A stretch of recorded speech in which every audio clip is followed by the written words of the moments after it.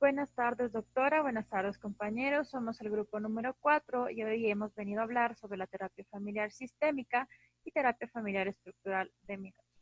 Los integrantes son Andrea Marcillo, Alicia Marroquín, Michael Montero, Daisy Morales, Natalie Moreira y mi persona, Giovanna Mancheno. Antes de comenzar, hemos de mencionar que lo que hemos obtenido ha sido sacado del libro de las corrientes fundamentales en psicoterapia de Jürgen Kris en 1990. Aquí nos mencionaba que la terapia familiar se debe entender como un concepto colectivo que designa un número grande de corrientes muy distintas, pero que existe una notable heterogeneidad que, sumada a lo novedoso del campo terapéutico, hace que por el momento no exista consenso con respecto a la clasificación de los abordajes. Como por ejemplo, Nichols en 1984, en el Manual Norteamericano de Terapia Familiar de aparición reciente, distingue 8 grupos que son comparados entre sí según aspectos sistemáticos, mientras que Hurman y Nixkern en 1981, en su Manual de Terapia Familiar, presentan solo 4 grupos. Lo mismo hace von Schlipp en 1984, pero con una clasificación distinta. Finalmente, también nos mencionan aquí que Textor en 1984 también él elige una división, pero en 6 grupos. Dentro de este libro también nos mencionan que la terapia familiar se desarrolló desde el psicoanálisis, es decir, que en sus comienzos los primeros terapeutas familiares fueron casi todos psicoanalistas. Como eje se toman los abordajes sustentados en Alemania, de Horst Ebenhardt y de Helm Stirling. Este último ha introducido sustanciales extensiones del abordaje psicoanalítico e incluso sus ideas han sido prominentes en el mundo anglosajón. También nos mencionan aquí que las diferencias que existen entre los diversos abordajes de la terapia familiar de orientación psicoanalítica tienen en común la perspectiva rectora de dirigirse al contenido de los procesos de interacción familiar.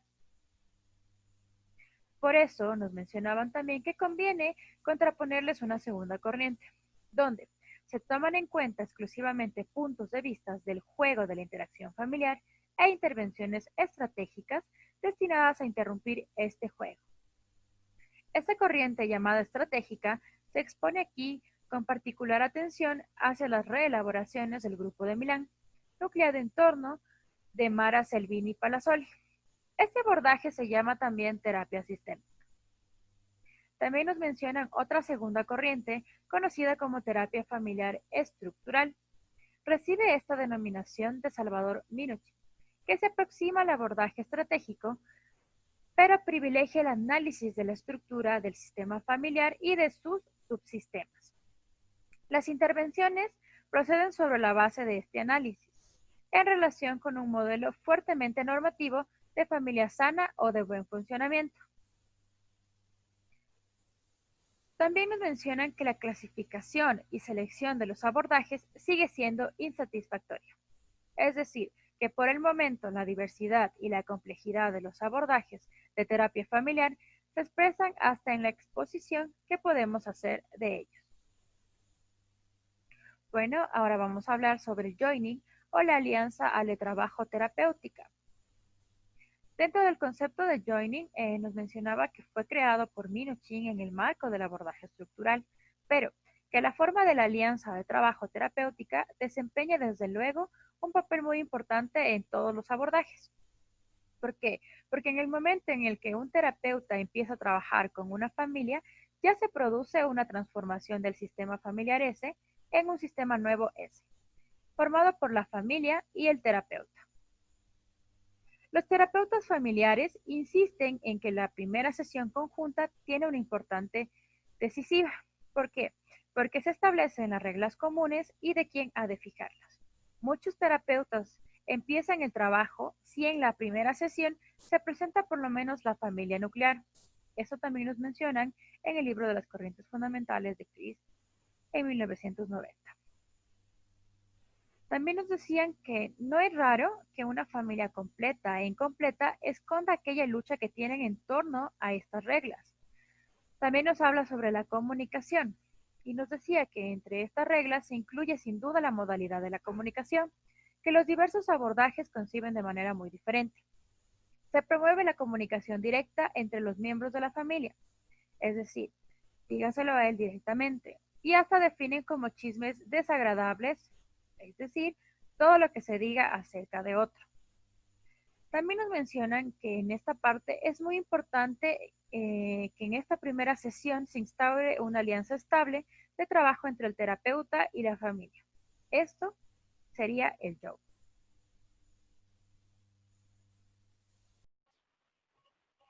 Refrán o reencuadramiento. Según Chris en 1990. Tarea especial del terapeuta.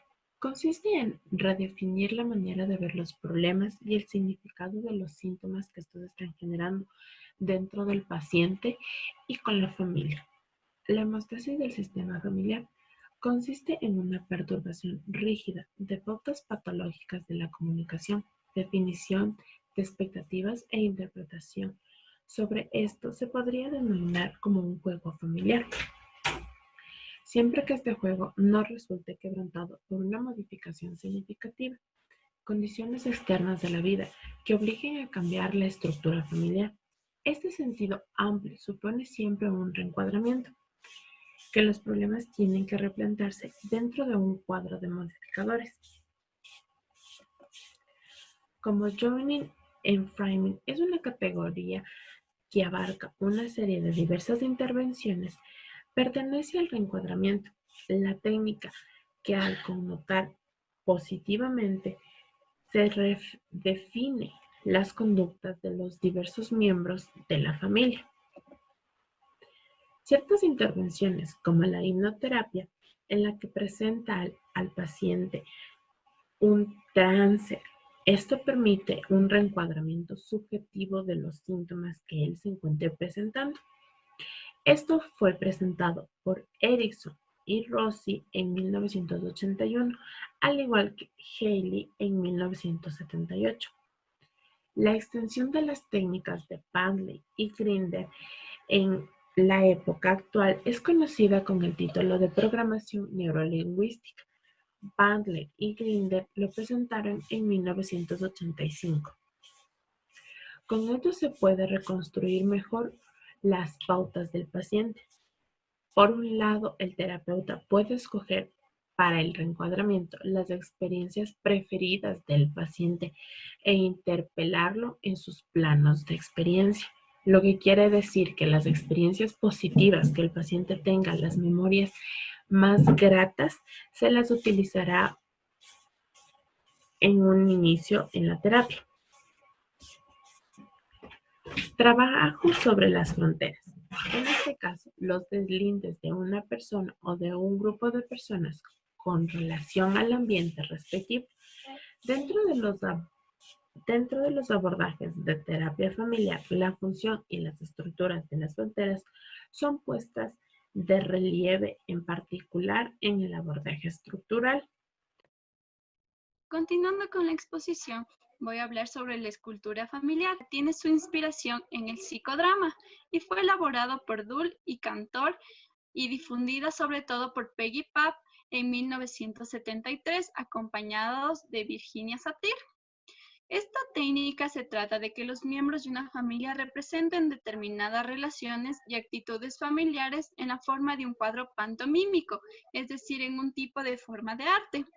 Una de las partes de la familia va a representar un escultor y los demás tienen que disponerse según las indicaciones y adoptar determinadas actitudes. De esta manera, las estructuras no son representadas por medio de un lenguaje digital, sino analógicamente, es decir, por medio de gestos, posturas, entre otras.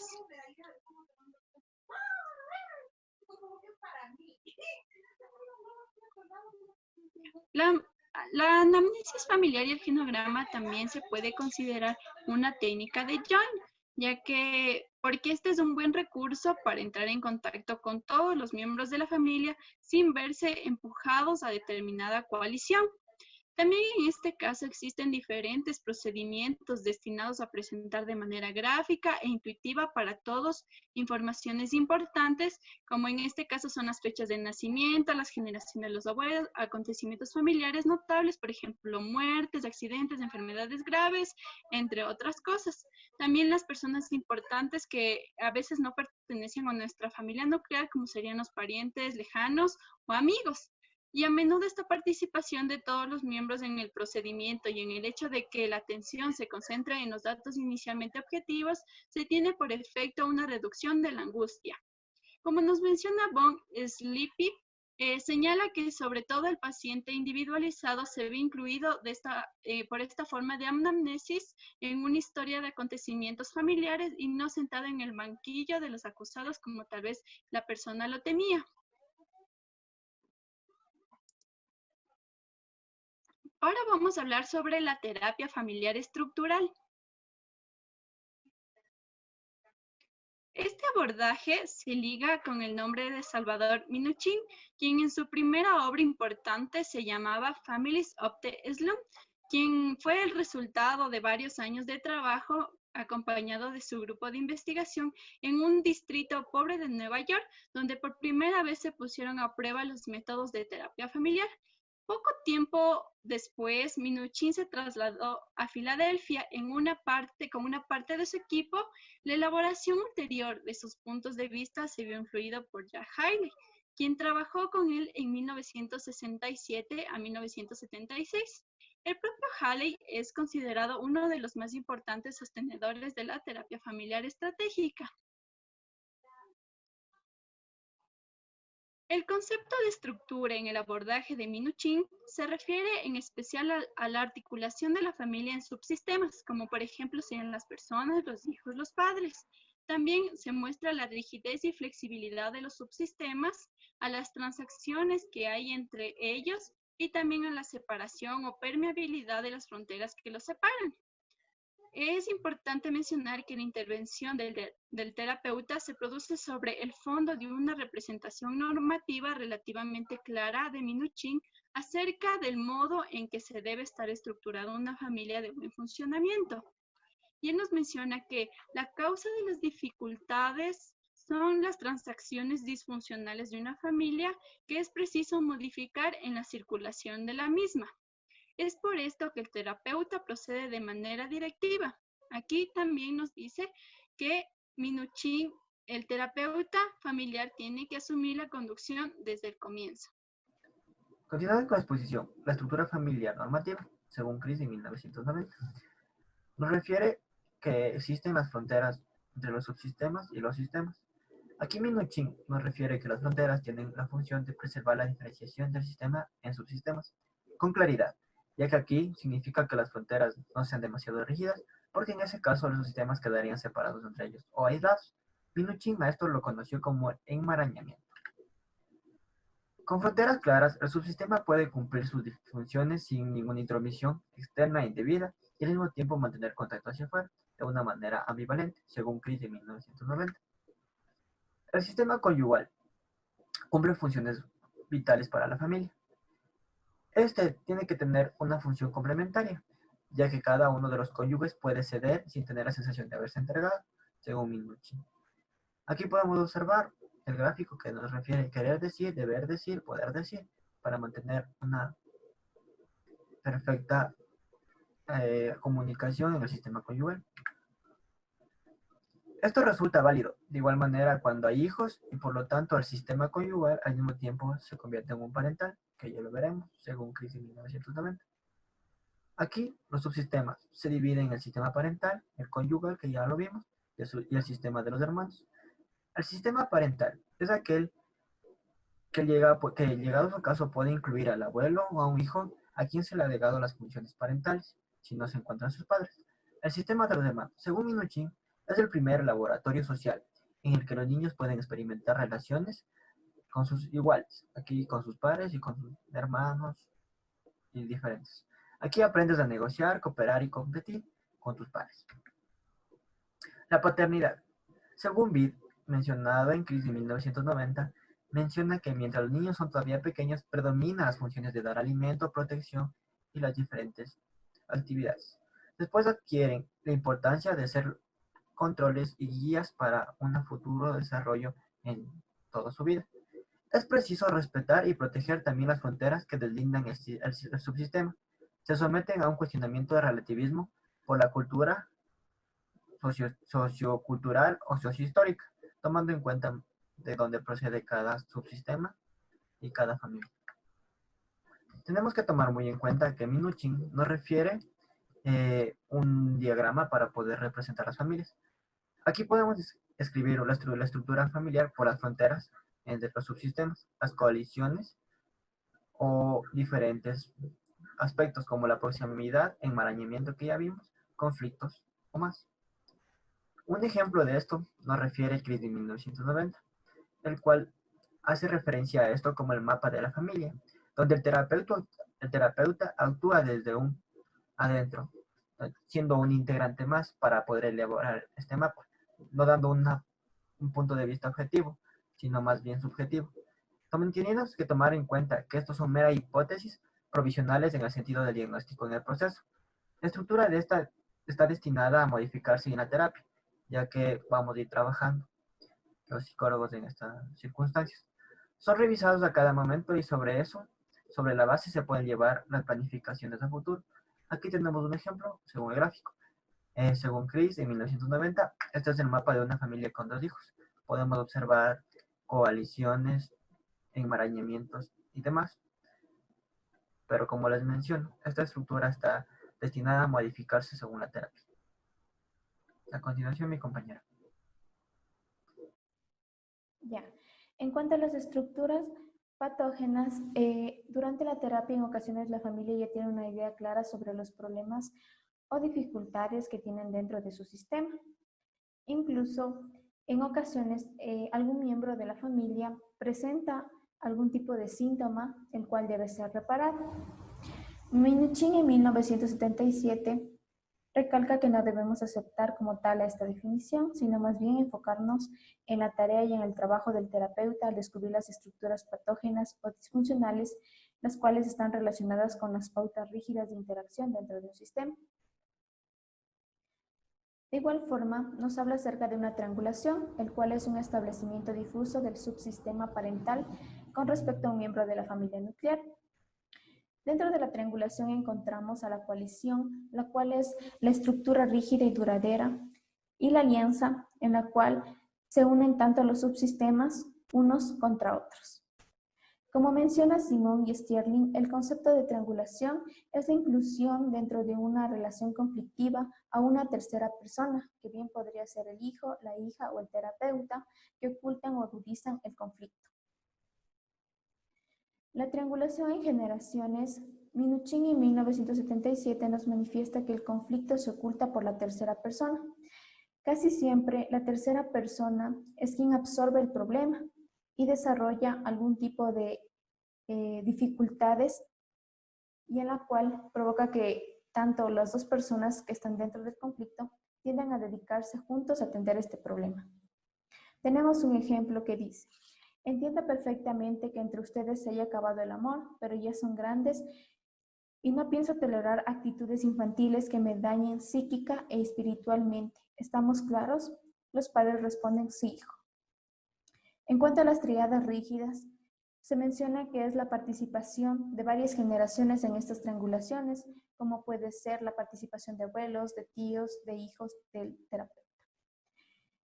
Esto va a trascender de generación en generación, trayendo consigo relaciones perturbadas. En los esquemas de intervención, Minuchin nos menciona que hay ciertos pasos en cuanto a la planificación del tratamiento. Y encontramos 3 axiomas importantes. El primero es la estructura familiar, la cual influye en el contexto sobre los procesos internos del individuo y viceversa. Tenemos 2, que son los cambios producidos por el contexto, que producen como consecuencia ciertas modificaciones en el individuo. 3, tenemos la conducta del terapeuta, que influye en el contexto. También nos habla acerca del proceso terapéutico, el cual nos dice que consta de 3 pasos muy importantes durante la terapia, que son, el primero es la coparticipación del terapeuta con la familia, que permite que se dé esa conducción a la mejora de las relaciones. Tenemos 2, que es cómo el terapeuta trabaja para mejorar la estructura de la familia. El punto 3 es cómo se construyen las condiciones que van a posibilitar a la transformación de esta estructura a través de una homeostasis en la familia para generar un equilibrio nuevo. Minuchin define 3 estrategias principales de la terapia familiar, cada una de las cuales incluye diversas técnicas. Estas estrategias son las siguientes. Primero, el cuestionamiento del síntoma. Desde la perspectiva de la terapia familiar estructural, el síntoma que mueve a la familia a solicitar terapia es una solución protectora destinada al mantenimiento de la homeostasis en condiciones de estrés. Por eso, un paso esencial consiste en redefinir la visión que la familia tiene acerca del problema. El terapeuta, después de observar y poner por escrito la estructura familiar, intenta por diversos caminos, como por ejemplo, intervención paradójica, indicación directa de ciertas interacciones, etc. El propósito es obtener la reedificación de esa manera de ver. Como segundo punto se encuentra el cuestionamiento de la estructura familiar. Una vez que el terapeuta ya ha conseguido entrar en la familia y fijar el mapa de hipótesis acerca de la estructura de aquella, pone de manifiesto las alianzas y coaliciones. Para ello, trabaja adecuadamente con los distintos subsistemas, ya que de esta manera recoge información acerca de las estructuras disfuncionales de la familia, pero también acerca de sus lados fuertes y sus posibilidades de cambio. El objetivo aquí es conmover el equilibrio de la familia de modo que se produzca una recalibración. Por último, tenemos el cuestionamiento de la realidad familiar. Los síntomas muestran además que la familia ya no tolera la realidad que ella misma ha creado. Entonces, Minuchin señala que la experiencia de la realidad de los seres humanos dentro de la familia depende de las pautas de interacción. Aquí también nos menciona que las técnicas para producirlos son nuevamente el reencuadramiento, la intervención paradójica, el trabajo sobre los constructos cognitivos en casos de familias con miembros psicomáticos. Además, Minuchin, Rosman y Baker, 1981, han mostrado la sorprendente frecuencia con que sobreviven un reordenamiento estructural, es decir, un cambio de la visión de la realidad.